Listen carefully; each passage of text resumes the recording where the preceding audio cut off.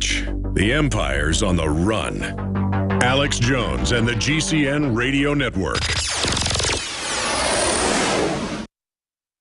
Did you know that the World Health Organization recently classified radio frequency EMFs as Class 2B carcinogens? That's right, frequencies from radios, TVs, microwave ovens, cell phones, and Wi-Fi devices are now in the same category as exposure to lead, chloroform, gasoline, and the pesticide DDT. A recent scientific report titled Why Children Absorb More Microwave Radiation Than Adults argued that children and fetuses absorb more microwave radiation because their bodies are relatively smaller, their skulls are thinner, and their brain tissue is more absorbent. Another study published by the British Medical Journal determined that exposure to cell phone towers alters brain function in alarming ways. Lack of concentration, irritability, difficulty sleeping. But don't worry, there's a pill for that. To learn more, subscribe to the Alex Jones channel on YouTube. We are currently the test subjects in one big human experiment, which we won't know the results of for several decades. What lies at the heart of InfoWars and everything we do? At the core is fellow human beings of every race, color, and creed across the United States and the planet that believe in personal liberty. And it's people like you that have promoted the radio broadcast to their friends and family. It's people like you that have bought the high-quality products at InfoWarsStore.com that have made everything we do possible. And that's why I want to salute you. You have helped us build this operation. You don't stand beside us or behind us or even in front of us. You stand at the heart of InfoWars. That's why in the month of April, we're offering some of the biggest specials yet to introduce listeners to these high-quality nutraceuticals at InfoWarsLife.com. 50% off high-quality colloidal silver bullet. Buy 2 X2 nascent iodines. Get 1 fluoride shield absolutely free and free shipping. 50% off silver bullet. Free shipping. Free bottles of fluoride shield detoxer. Find the specials at InfoWarsLife.com. Used since before the days of the Roman Empire to support the body's natural systems. Introducing the new InfoWarsLife.com oil of oregano formulation. We have now procured the most high quality and potent forms of oregano oil on the market. Extracted directly from the wild herb and sealed in easy-to-use capsules. You will no longer need to endure the burning of liquid oregano on the tongue. Now available in our limited first run at InfoWarsLife.com. That's InfoWarsLife.com or call 888-253-3139. Alex Jones here. For the last 2 years, I've been working with top doctors, nutritionists, and chemists to design a nutraceutical formulation that has truly life-changing health benefits. Introducing the all-new Ancient Defense Herbal Immunity Blend. Experience the benefits of combining over 14 ancient herbs and extracts with exciting new advances in nutraceutical science. Visit InfoWarsLife.com or call 1-888-253-3139. That's InfoWarsLife.com.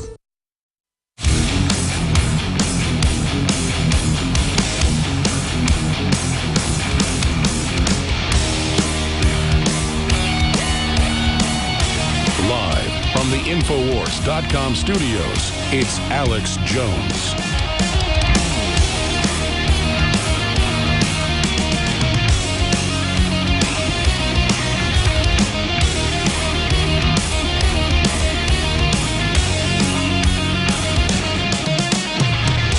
Live from Austin, Texas, broadcasting worldwide, I am your host, Alex Jones. Coming up, the Vitamin Man.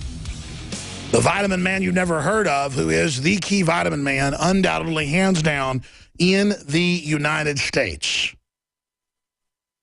Heads up one of the biggest nutraceutical companies in the world. We're not even getting into that issue when he joins us. We're getting into the true state of the nutraceutical supplement universe. Worldwide, Codex Alimentarius, the UN move to restrict vitamins and minerals. How to fight back. David Breckler will join us for a full hour in studio. He is here in Austin. Came here to be on the show. He is the leading nutraceutical expert and consultant to multi-billion-dollar supplement companies. He's worked with top manufacturers. He wrote the book with Whole Foods, you name it. I'm not kidding. It's a big deal to have him. Anybody in the industry knows who he is, but the general public doesn't. It's kind of like the Marshall Plan. People don't know who Marshall is at the Pentagon. He's the futurist, been there running things for about 50 years. It's a similar parallel. David Breckler, it's just bizarre that we can even get him here in studio with us.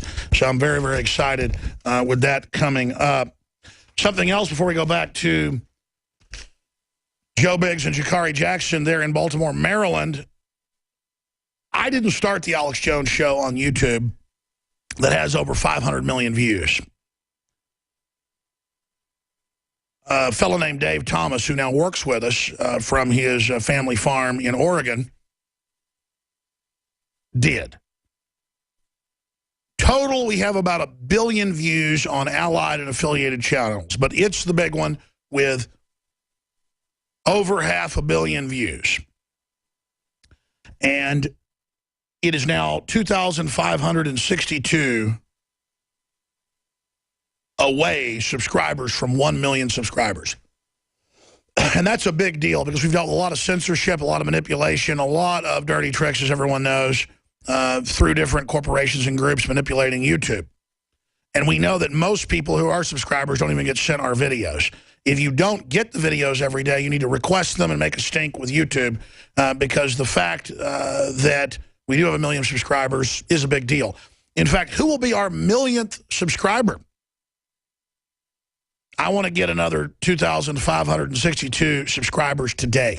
We never even really tried to get subscribers. About a month ago, I said, you know, we're about 30,000 away from 1 million. Why don't we put an annotation on the videos saying, follow InfoWars on YouTube. Get our videos first. Be the 1,000,000th subscriber. And so we got a lot more subscribers a lot faster doing that. So 2,562 away from 1 million subscribers on that channel. A fat billion. That's a very conservative number. A fat billion views on YouTube. Our one channel, 500,984,000 views. And YouTube did something where Sony got caught gaming views 3 years ago along with others. So they dialed back every channel by about 1/3 because of profit sharing. I didn't even have it monetized then. And they dialed back everybody's views about 1/3. So really it's 700 million views to be conservative, probably 750 million.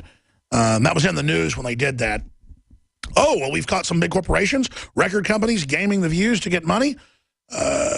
You know, just like the White House, 97% of Michelle Obama and Obama's Twitter followers are fake. I can go out for $10,000 and buy 1 million Twitter followers. And even though marketing-wise, that's junk accounts, some of them are real people. They've just culled them. I won't do it, even though we could use that to reach those people. It just seems weird. Maybe I should buy Twitter followers. I just have never done it. We haven't bought Facebook followers either. We've got about 3 million between our 14 or so channels. So that's exciting news. I'm going to break down everything that's happened in Baltimore, what it really means in my view, where it's all going. Obviously, things have de-escalated since they put more troops and police on the street than looters and thugs and idiots who burn down their own businesses. It's just like in Ferguson, burning down black churches and black businesses because they're mad that they have a business. You know, 18, 16-year-old thugs attacking firefighters, throwing Molotov cocktails at them, and there's video. We have video, we can put it up, of people hacking fire hoses as firefighters try to put out black apartment blocks. If people die in that, you've now committed murder, idiot. Oh, but I'm sorry, I called you a thug. You know, how about attempted murderer? How about attempted murderer? Oh, but I may have a city council member call me a racist. I'm so scared. Don't call me that. You're the moral authority. Oh my gosh, my ego is so small that if you call me that, I'm gonna curl up on a ball and cry. I'm so sick of it. Wave your magic wand. Call me racist all you want. If I see a thug cop beating up some lady for no reason, I'm gonna call him a thug. If I see a thug black guy beating up some white teenager, I'm gonna call him a racist thug. If I see the Klan beating up some black people, I'm going to call them racist thugs. I always have. But I don't need to sit there and explain myself to you who sit there and make excuses for your lives, blaming people like me. You're the racist idiots. That city council member can go right to Hades as far as I'm concerned. Excuse me. Let's go back to Joe Biggs in what he's called, what I've called martial law. But the commanding general says it's not martial law, Joe. But right behind you, I see locked and loaded M4s. I see armored Humvees. I see curfews. Joe Biggs reporting from Baltimore, Maryland. Well, the interesting thing is, Jalix, we are back here in front of City Hall in Baltimore. The interesting thing is, though, these are created events, just like in Ferguson. This is a mirrored image of what happened in Ferguson. You get this police state, you get people in the mindset where they're like, you know what, we need the National Guard here. We need this many police here. We need 5,000, 7,000 people out here telling us when to go to bed. And then when the violence stops, eventually, the curfew is still going to remain, and these troops aren't going to leave at some point in time. And it's all a conditioning thing, and that's what people aren't understanding. As we walk up and down the street, you hear people saying, like, oh, my God, thank God they're here. And they're running around, they're taking pictures, and they all think it's cool. And it just seems like they're being brainwashed to think that this is how it should be, to have 5, 6, 7 helicopters flying overhead, to have Humvees at every corner, you know. And then, you know, last night I ran into Rachel Maddow, Chris Hayes from MSNBC. I get those two mixed up. What was she saying? Oh, you know, I couldn't hear what they were saying, but I mean, I'm sure it had something to do with, you know, veterans or the reason that these riots were started, or that the white people, it's all, you know, white people's fault, everything like that, you know, whatever. It's the same thing that they always say. Well, we do know what they were saying. We have CNN and MSNBC blaming white people and veterans. I didn't see any veterans rioting or looting, Joe. But yeah, we got the photo on screen of you and Rachel Maddow. But it is just, or Mr. Maddow, it is incredible, though, that they would try to bring veterans into this. Yeah, yesterday it was a reporter from CNN. She said that, you know, these veterans go over to combat and they see all this war and they come back and they just want to fight. They want to go to battle. And I'm like, how do you bring veterans into this? I mean, it's completely baseless and pointless. It's just ridiculous. You know, this is a town that's going to suffer for a while, because just like in Ferguson, who's going to want to go back and rebuild in those areas where that happened? No one is. It's going to create a vacuum, and the violence will get worse in those areas due to that. Just like we went in, caused the problems in Iraq, we pulled everyone out and then created this vacuum, and now you have ISIS in there. So it's ridiculous. They go and they create these issues, and then they let it get worse, and then they go, oh my God, we need more police, when these militarized police are one of the main reasons that this stuff is happening. I want to go back to you and get more of your breakdown and excellent reporting, and then talk to Sha'Carri in a moment as well, Joe Biggs. But first off, here's the reporter Baldwin on CNN last night, what we just talked about.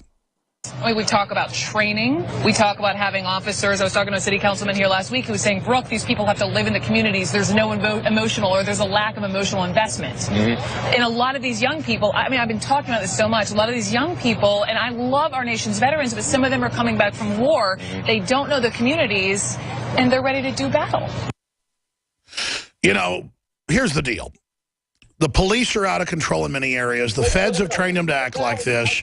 But to scapegoat the average cop or the average veteran is literally a load of bull. But you notice it's the Southern Poverty Law Center Obama script. Who's the number one enemy, Joe? The veterans, so you bring them into it. Yeah, it adds to the whole narrative they're trying to push down everyone's face. Like, oh my God, you just got back from Iraq or Afghanistan. That means you're a bad person. You're evil. You can set up IEDs. Oh my God, you know, like 90% of these people don't even know how to do half of that stuff. Most of the people who were even in the military played solitaire probably 80% of their time in duty, and only shot a gun during some kind of rifle it's only exercise. Special Forces, obviously, Navy SEALs, Green Berets, that know how to do that, and that's to improvise behind enemy lines. What would you say? 3% of the Army knows how to build IEDs? Yeah, I mean, you have your explosive ordnance disposal units, and then you have your specialized units as well, like your special forces. I mean, that's it. I mean, my way of doing it when I was over in Iraq, if I didn't feel like waiting on an EOD team for 5 hours, was to get on top of a tank and shoot a 50 cal at it until it exploded. You know, that's not the proper way to do it.